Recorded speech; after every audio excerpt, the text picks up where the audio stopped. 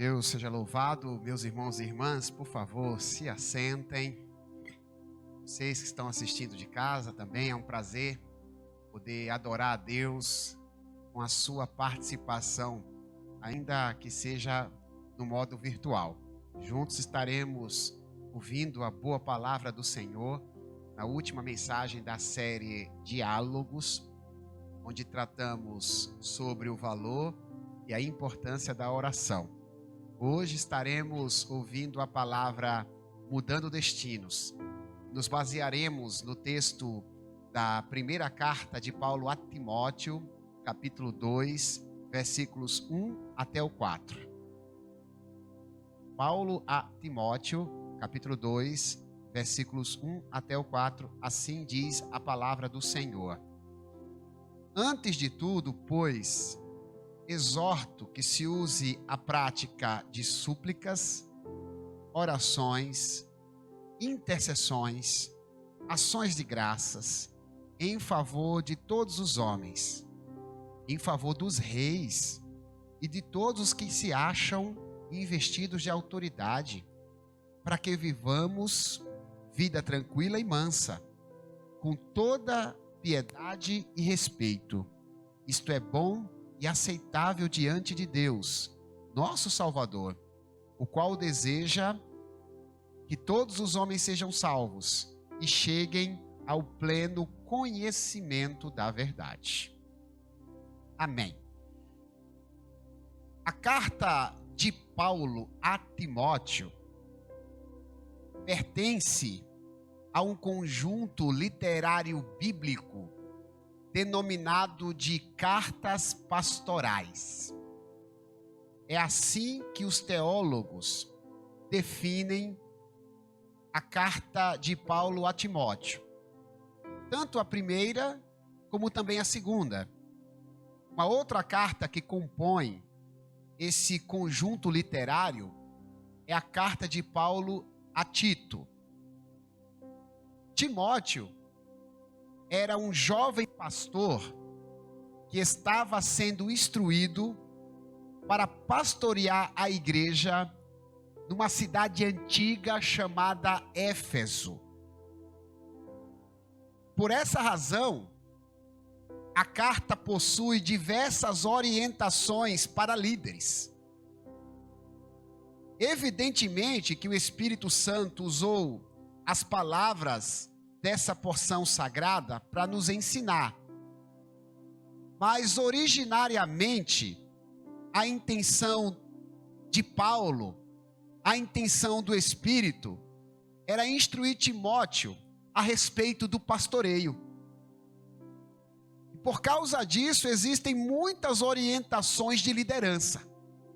Se você quer aprender sobre como liderar no seu ambiente de trabalho, na sua família ou na própria igreja, a carta de Paulo a Timóteo tem muito a lhe ensinar. As cartas pastorais são peritas nesse assunto.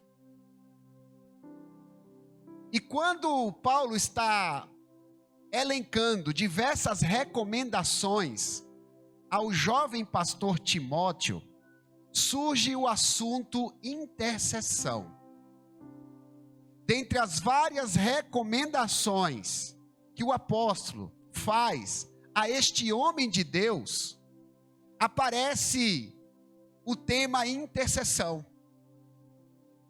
O texto está dizendo para a gente, para Timóteo, para os pastores, para os diáconos e para os servos de Deus em geral, que todas as pessoas que têm um encontro com Deus são chamadas para serem intercessoras. Você, meu irmão, você, minha irmã, você que me assiste de casa, segundo a Bíblia Sagrada, a partir do novo nascimento espiritual, Deus nos chama para sermos intercessores. Nas Escrituras, intercessão é um termo ligado à oração. Trata-se de uma súplica espiritual, cujo objetivo é abençoar a vida de terceiros. A prática da intercessão é muito comum nas páginas das Sagradas Escrituras. E essa disciplina espiritual, chamada intercessão, pode transformar pessoas e situações através daquele que está orando. A intercessão é uma ferramenta espiritual poderosa. E os versículos 1, 2, 3 e 4 da primeira carta de Paulo a Timóteo, no capítulo 2, que eu li com vocês agora há pouco, falam sobre o valor e a prática dessa disciplina espiritual. O nosso desafio é fazermos uma reflexão sobre o quanto a intercessão é importante na nossa vida, na nossa comunhão com Deus. Vale a pena refletir a respeito desse ponto doutrinário das Sagradas Escrituras. E a princípio eu gostaria de considerar a seguinte verdade: orar pelos outros é mais importante do que orar por nós mesmos. Será que você que está aqui no culto presencial pode me ajudar fazendo a leitura novamente desse primeiro tópico, dessa primeira sentença que o Senhor está nos ensinando agora? 1, 2, 3.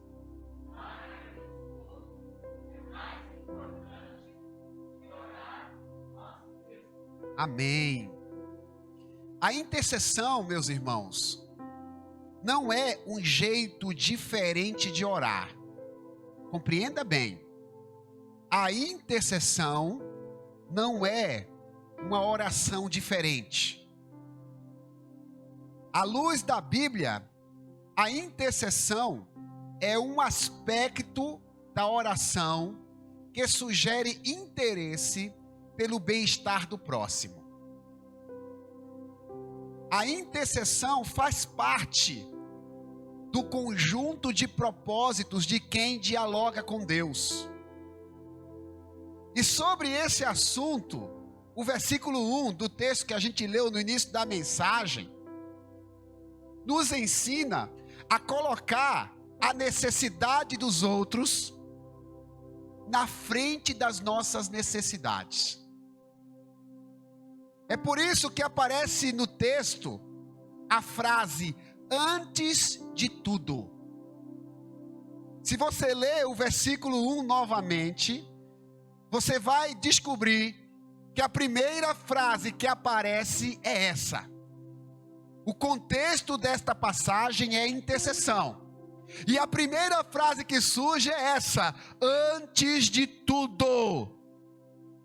O versículo completo nos afirma: antes de tudo, pois, exorto que se use a prática de súplicas, orações, intercessões, ações de graças em favor de todos os homens.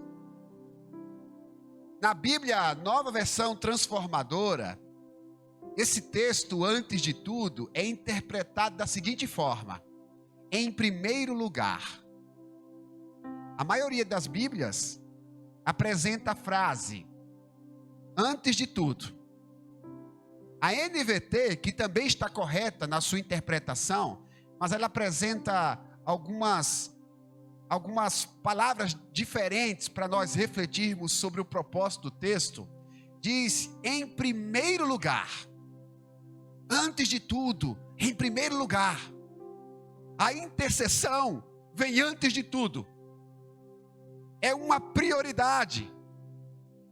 Essas palavras bíblicas, descritas nas Sagradas Escrituras, estão nos ensinando que o desejo de abençoar os outros durante uma oração precisa ser uma prioridade.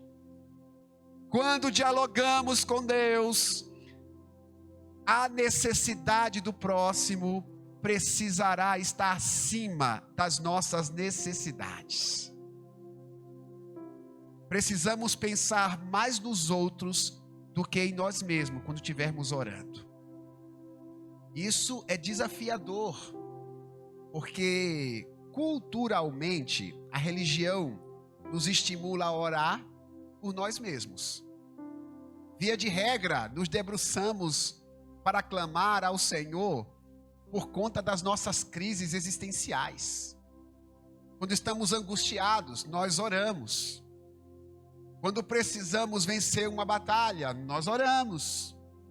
Quando tem uma situação de difícil solução, nós oramos. O problema é quando a oração se torna egocêntrica. Quando ao falar com Deus, lembramos apenas de nós mesmos. E o texto está nos ensinando, a palavra do Senhor, a palavra poderosa de Deus, está nos ensinando hoje que a oração não é um elemento egoísta. Seu objetivo não se limita a abençoar quem ora. Deus deseja que a oração seja um canal espiritual para mudar positivamente o destino de muitas pessoas. Por isso o versículo 1 diz que precisamos orar em favor de todos os homens. Antes de tudo, façam súplicas, intercessões, ações de graças, em favor de todos os homens. É isso mesmo, irmãos, a Bíblia está mandando a gente orar pelos outros, orar por aqueles que nos amam, que nos querem bem, mas a Bíblia está falando de todos os homens. Isso nos indica que precisamos orar por aqueles também que não gostam de nós, por aqueles que nos maltratam. Que palavra profunda e confrontadora. O Espírito Santo nos dizendo no texto que precisamos orar por aqueles que nos amaldiçoam, que nos maldizem. Irmãos, é preciso lembrar que Deus não ouve oração amaldiçoadora. Quando a Bíblia propõe a gente orar por quem nos persegue, por quem nos aflige, não é pedir a Deus que maltrate a pessoa que está nos machucando. Eu sei que parece uma obviedade o que eu estou aqui explicando, mas acredite, existem equívocos religiosos a respeito da intercessão. Tem gente que pensa que tem poder de orar para fazer mal aos outros. É como se a oração tivesse tornado uma espécie de praga. Se o Rafael não me respeitar, então eu vou jogar praga nele através da oração. Se o Sidney me ofender, ele se prepare, porque eu vou me ajoelhar e vou dizer para Deus pegá-lo e maltratá-lo. Meu irmão e minha irmã, a vingança pertence a Deus. A Bíblia diz: minha é a vingança, diz o Senhor. O crente em Jesus não pode fazer a oração vingativa. Quando a Bíblia manda a gente orar por quem nos maltrata, não está dizendo que a gente tem que pedir a Deus que machuque os nossos ofensores. Nós temos que orar para que Deus prospere quem quer o nosso mal. Temos que orar para que as pessoas que nos ferem sejam abençoadas. E a Bíblia diz: façam orações por todos os homens. Isso é interceder. A intercessão implica desejo da bênção de Deus sobre aqueles que são alvos das nossas orações. Seja o intercessor das pessoas.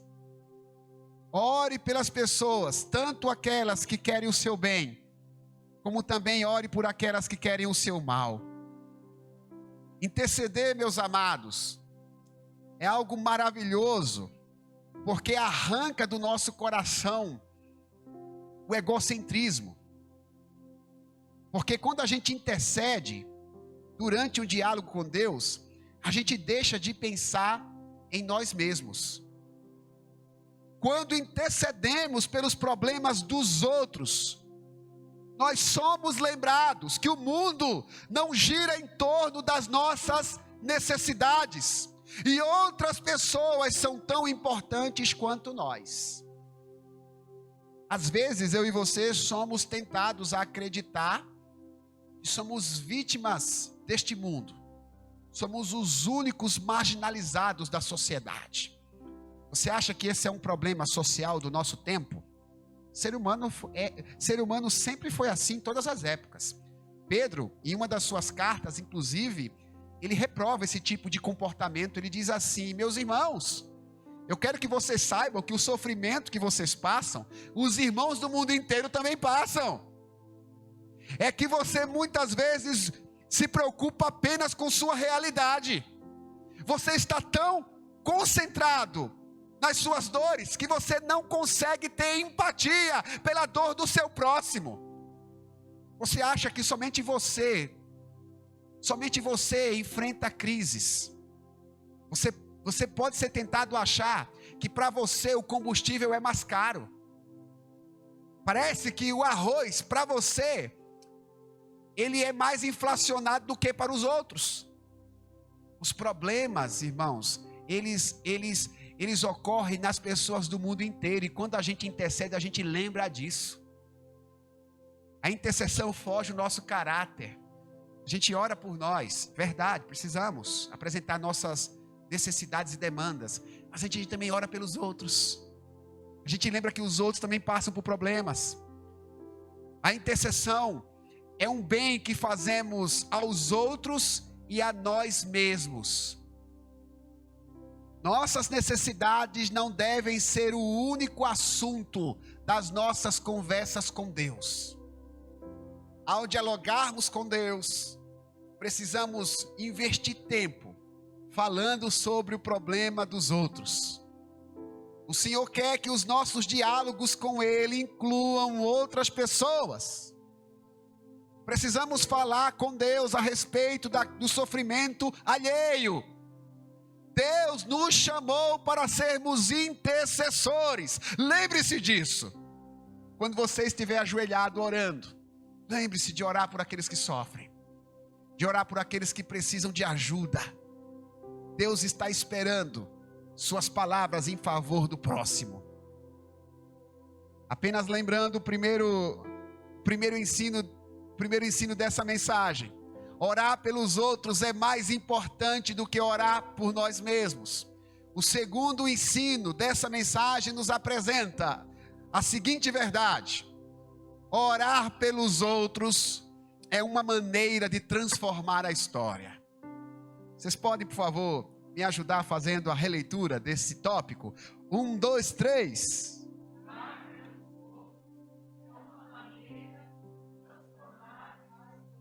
Louvado seja Deus. Diversas manifestações populares e projetos sociais mudaram o curso da história ao longo dos anos. Os acadêmicos vão se identificar com o que eu estou falando. Por meio de manifestações populares ou projetos sociais, direitos foram adquiridos, sofrimentos foram minimizados e muitos benefícios foram conquistados, é verdade. Contudo, nenhuma ação humana foi ou será mais poderosa do que a intercessão. No Brasil, estamos em época eleitoral. Daqui a pouco as manifestações populares se tornarão mais evidentes. Políticos e militantes defendendo sua pauta.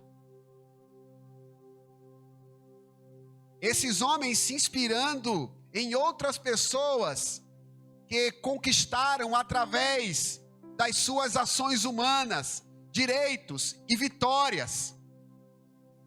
Embora a manifestação democrática seja legítima.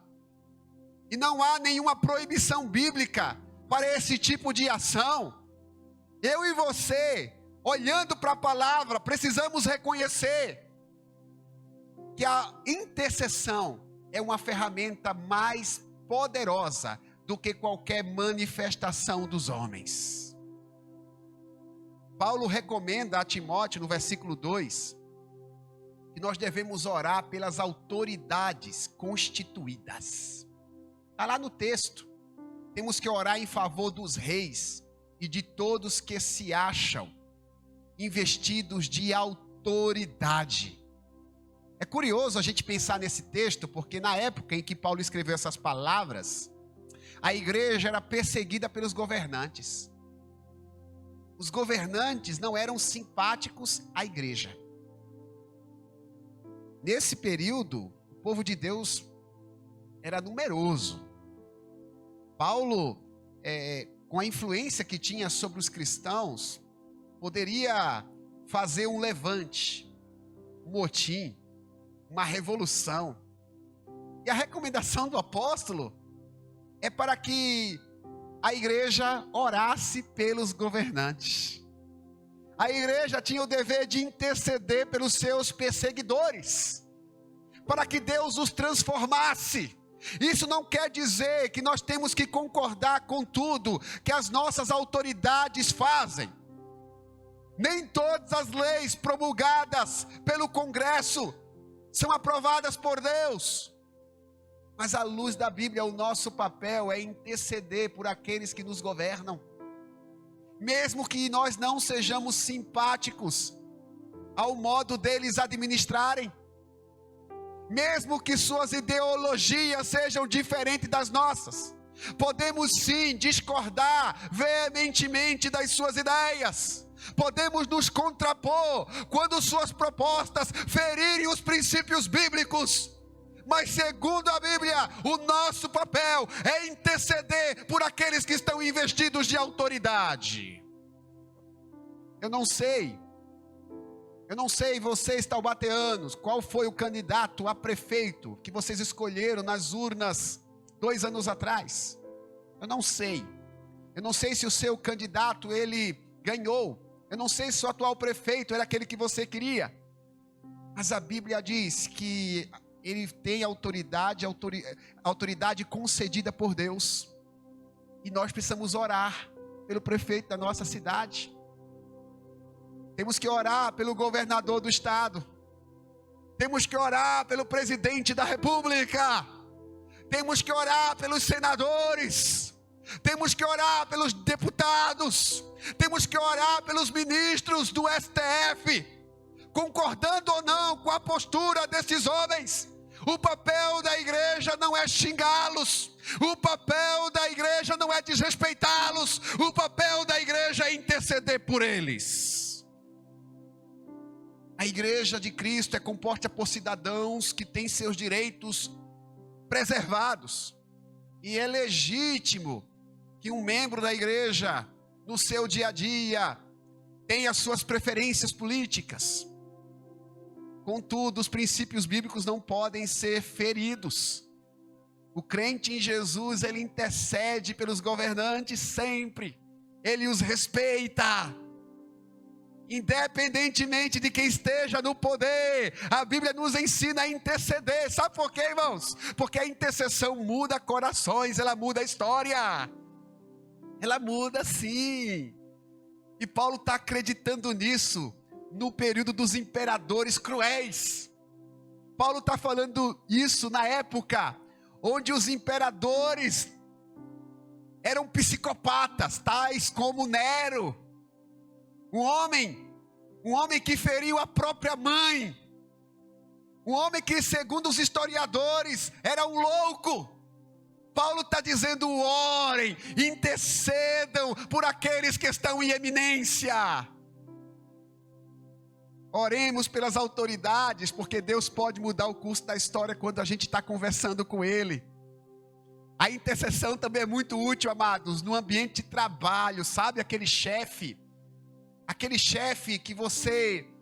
que que você não suporta, aquele chefe que você considera injusto, a Bíblia diz que você precisa orar por ele. Sabe, o seu colega, mesmo aquele que não quer o seu bem, que tenta te passar a perna, a Bíblia diz para você orar por ele.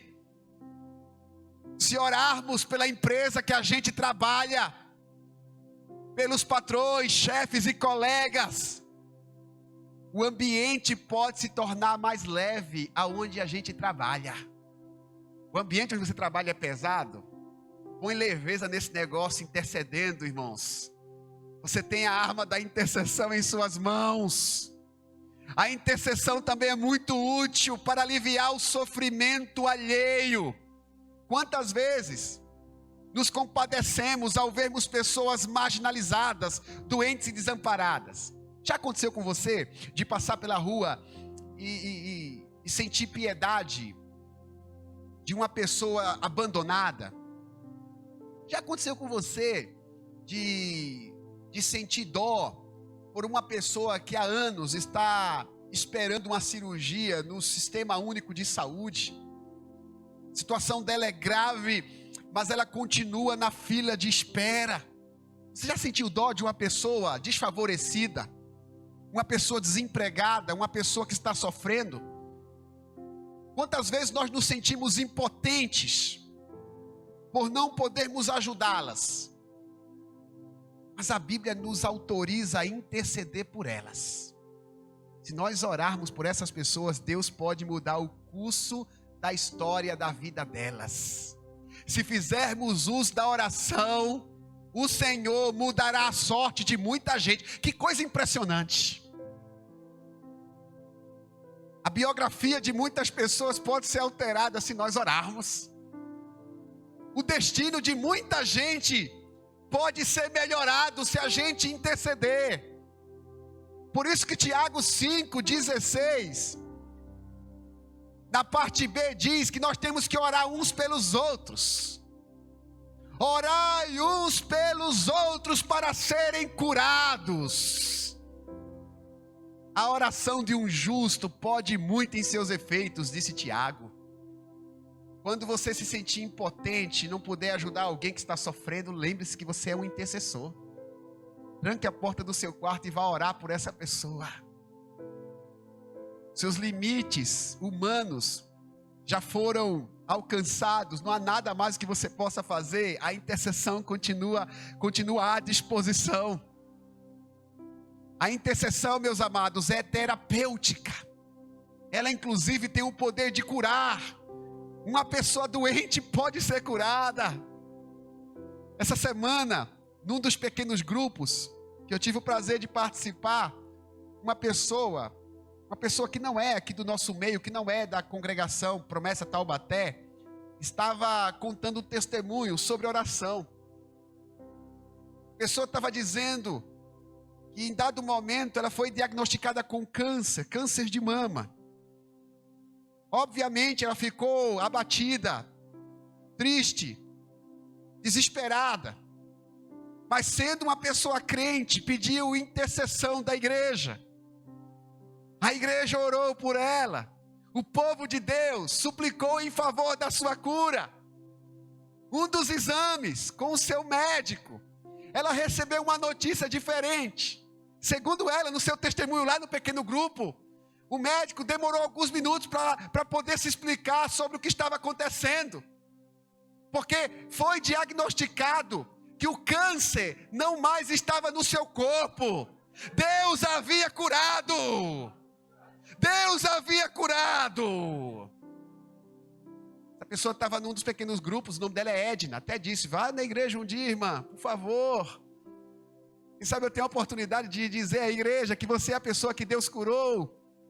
Deus cura, irmãos. Pessoas oraram e a história dessa mulher foi transformada. Os versículos 3 e 4 do segundo capítulo da segunda carta de Paulo a Timóteo diz que Deus inclusive pode salvar pessoas se nós a colocarmos diante de Deus em oração. Versículo 3 e 4 diz que Deus pode salvar pessoas. Sabe aquele indivíduo que não gosta de crente? aquele camarada que está distante da igreja, que não pode ouvir falar a palavra igreja, a palavra pastor, acha que esse negócio de crente é caretice. O texto diz que por meio da oração Deus pode salvar. O versículo 3 está no contexto de intercessão, nos afirma que Deus deseja que todos os homens sejam salvos. Todos os homens sejam salvos. Isto é bom e aceitável diante de Deus. Deus deseja que todos sejam salvos e cheguem ao pleno conhecimento da verdade. É o que diz a palavra do Senhor. Se nós orarmos, Deus pode mudar pessoas, Deus pode transformá-las. Não duvide. Deus pode mudar o coração de um ateu, de um blasfemo, de uma pessoa que zomba de você. Deus pode trazê-la aqui na presença do Senhor. Há um tempo atrás, eu precisei contratar um serviço de acústica aqui para a congregação. A pessoa que veio, ela é muito competente, ela cumpriu todos os seus compromissos, mas não era um cristão. Era uma pessoa que respeitava os religiosos, mas não tinha cultivo da fé. Eu me lembro que quando essa pessoa cumpriu a sua jornada de trabalho, eu disse: olha, a gente vai estar orando pela sua vida. A pessoa agradeceu educadamente. Algum tempo depois, eu recebo uma mensagem de WhatsApp. WhatsApp que eu não tinha nos meus contatos. E a mensagem diz o seguinte: pastor Wilbert, eu estou aqui para enviar uma mensagem para o Senhor, para dizer que hoje eu sirvo ao grande Pai. Eu me entreguei a Jesus e eu perguntei, puxa vida, amém, graças a Deus, mas quem está falando comigo? A pessoa respondeu: olha, lembra que eu fiz esse serviço na sua igreja? Hoje eu sirvo a Deus. Hoje eu sou um servo do Senhor. Porque Deus é poderoso. Quando a gente ora, Deus pode salvar pessoas. Deus liberta o pecador quando a gente estiver orando. Deus transforma. Deus salva o perdido. Quando estamos intercedendo, meus irmãos, estamos construindo a história ao lado de Deus. Que coisa forte. Deus está no comando do universo. E quando Ele nos conclama a intercessão, Ele está nos convidando para participar do curso da história. Deus pode usar a nossa oração para salvar pessoas, para mudar destinos. Coisa tremenda, quando nós oramos, Deus pode mudar destinos. Pedir em favor dos outros, amados, este é o significado de intercessão. A oração é uma oportunidade de ser um canal de Deus para mudar a vida das pessoas. Deus pode usar nossas súplicas para mudar o curso de vida dos outros. Eu e você temos que abrir o nosso coração e nos aplicar a intercessão para que muitas pessoas que precisam de nós sejam grandemente abençoadas.